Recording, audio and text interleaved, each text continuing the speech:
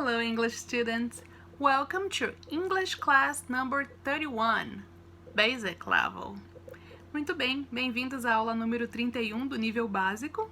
Vamos iniciar nossa aula no slide number 2, possessivos, possessives, of or apóstrofe s. Muito bem. Sempre que queremos falar em inglês que algo pertence a alguém, que algo é de alguém, surge a dúvida. Eu uso o apóstrofe ou apóstrofe s, né? Ou o of. Lembrando que o of se escreve OF, mas se pronuncia OV, então é of, ok? Significa de, do, da. Então, muitas vezes a gente pensa, se eu tenho que falar do, da, é do fulano, isso é do ciclano, a gente usa o of. Não, não, não. Então, vocês vão ver aqui todas as maneiras que a gente vai usar o apóstrofe F e o S ao invés do of. Então, como regra geral, usamos o apóstrofe S para expressar posse. E, em geral, quando falamos de pessoas. Então, o apóstrofe fica para falarmos de pessoas, de algo que se relaciona ou pertence a pessoas ou animais, de características de pessoas ou animais, de expressões de tempo, como a day's work ou today's news, né? O dia de trabalho, as notícias do dia, e expressões fixas, em geral como monossílabas, como for God's sake. Então, essa for God's sake significaria pelo amor de Deus. Muito bem, agora nós vamos ver aqui quando a gente usa o apóstrofe S, e aí vocês vão ver as frases, né? Já para ficar mais fácil de visualizar. Então, começamos aqui, slide number 3, example in sentences. This is Vera's bike. Essa é a bicicleta da Vera. The lion's cave is really dark. A caverna do leão é muito escura. The woman's restroom is right there. O banheiro das mulheres é bem ali.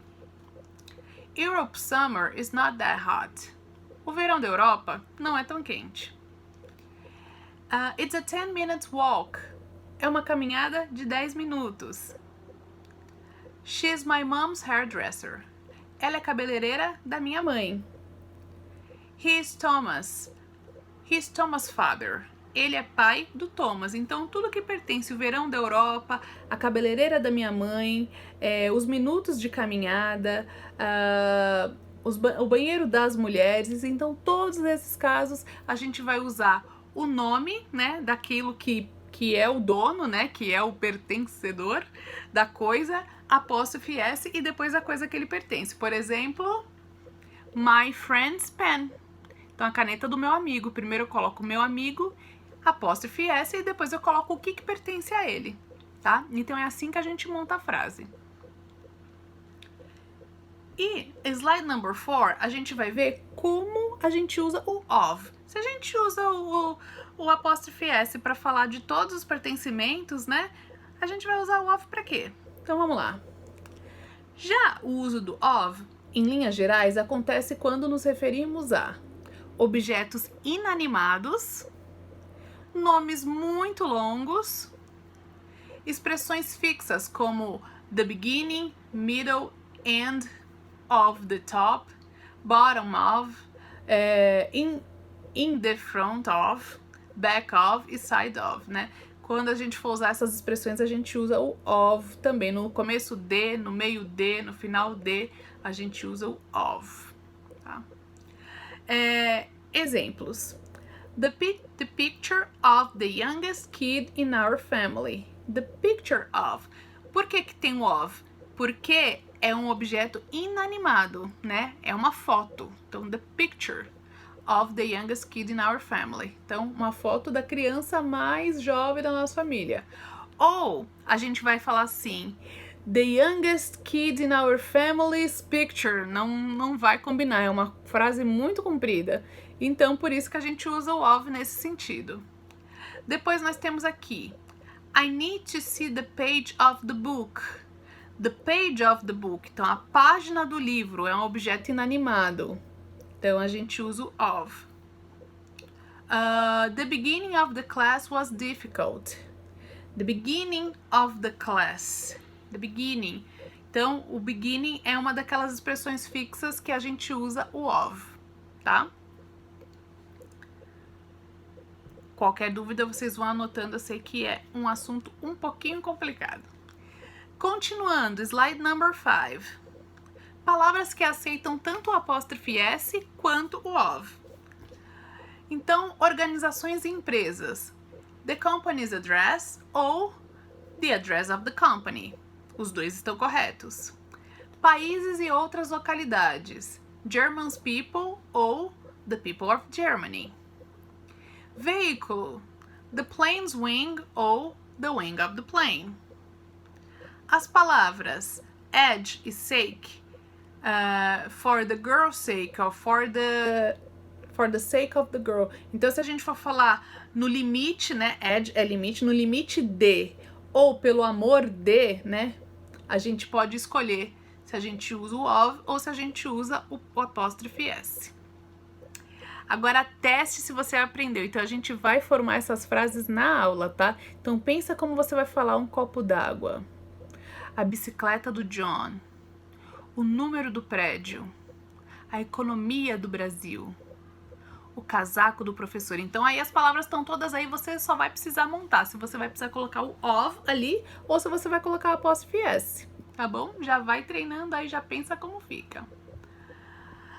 Moving on, seguindo em frente, nós temos aqui as características das estações. Então, aqui nós já vimos as estações do ano, né? A gente viu lá no comecinho do curso, summer, winter, fall, spring. E agora nós vamos falar sobre as características. Então, temos um texto aqui falando sobre cada estação do ano. Muito bem, a gente começa com spring. Então, olha só o que fala aqui. During spring, trees start growing again and sprout new leaves. Some trees, such as cherry trees, produce flowers known as blossom. For many people, this is the best season because it isn't as hot as summer, but also not cold as winter. We have the spring from March to June on the North Hemisphere and from September to December on the South Hemisphere. Então, vocês sabem, né, que as estações do ano, elas são ao contrário, né, no hemisfério sul e no hemisfério norte. Então, aqui no hemisfério sul, nós temos a primavera de setembro a dezembro.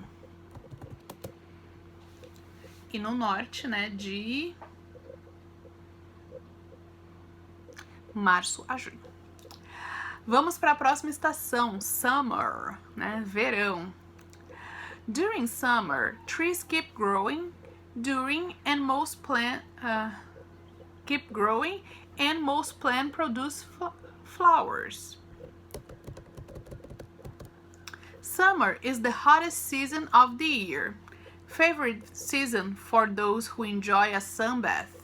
In some places like Iceland, Finland, and Norway, they might have 24 hours of sun. In most countries of the North Hemisphere, the sun rises at around 5 a.m. and sets at around 10 p.m. during this season. Summer in the North Hemisphere starts in June and ends in September. In the South Hemisphere, it starts in December and ends in March. Então aqui, né, falando do verão, que no hemisfério norte ele começa em junho e termina em setembro, e no hemisfério sul ele começa em dezembro e termina em março. Fora outras coisas, né? Então essa é só uma parte do texto. Continuando, agora nós vamos falar sobre fall and winter. Vamos começar aqui pelo fall, pelo outono, desculpa. Trees stop growing during the fall and leaves start to fall from the trees. That's where the name of the season comes from, fall. Fall means cair. Então é quando as folhas caem das árvores, por isso o nome da estação. In some countries, as England and Ireland, the season is called autumn. Autumn. The period of fall in the North Hemisphere is September to December, and from March to June in the South Hemisphere. Winter. It's the coldest season, né? É a estação mais fria, né? O inverno. It is the period of snow in many northern countries. That's the best season for those who enjoy to stay in, wear warm clothes, and drink hot beverages.